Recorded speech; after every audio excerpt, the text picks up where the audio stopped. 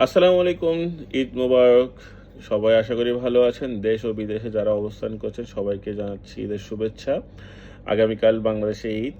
আজকে সংযুক্ত আরব আমিরাত সহ মধ্যপ্রাচ্য অধিকাংশ জায়গায় ঈদ। আলহামদুলিল্লাহ এবছর আমরা ৩০টি রোজা সম্পূর্ণ করেছি। তো এই দীর্ঘ ১ মাস সিয়াম সাধনার পরে এই খুশির দিনটি আসে। তো এটি আসে আসলে আ আমাদের প্রবাসীদের ক্ষেত্রে হয় কি অধিকাংশ সময় আমরা হয়তোবা ঈদের নামাজ পড়ে অধিকাংশ প্রবাসী কর্মস্থলে যোগদান করতে হয়। আর অধিকাংশ প্রবাসী হয়তো তার ঈদের নামাজ পড়ে ঘুমের পালা চলে। অনেক জনেই বলে যে আসলে আমাদের ঈদ মানে হলো ঘুম। তো এটিই হয় মূলত। না এখানে তাদের একটা ঈদের শপিং যে ঈদের আমেজ ওটি আসলে দূরপ্রবাসে তেমন হয় না।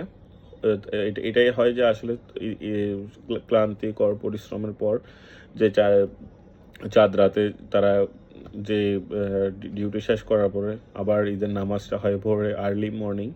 তো সেই কারণে হয় কি নামাজ পড়ার পরে অনেক ক্লান্ত থাকে। তো এর পরিপ্রেক্ষিতে অবশ্যই তাদেরকে ঘুমিয়ে কাটাতে হয়। হয়তোবা কিছুটা বিনোদন কেন্দ্র এখানে আছে। তা আসলে এই দূরপ্রবাসে তেমন একটা বিনোদন কেন্দ্রে যাওয়ার মতো যে মুড সেটি হয়ে ওঠে না। তো আলহামদুলিল্লাহ তারপরেও প্রবাসীরা খুশি দিন শেষে। কেননা তাদের পরিবারকে আ আ ঈদের সবকিছু ব্যবস্থা করে দেওয়ার জন্য মূলত হলো পরিবারের ঈদ উদযাপনটাই তাদের কাছে বড় হয়। তো আসলে প্রবাসীরা একটা হয় কি আ রেমিটেন্স মেশিন যেটা দেশের জন্য এবং আ আ পরিবারের জন্য হয়ে কাজ করে।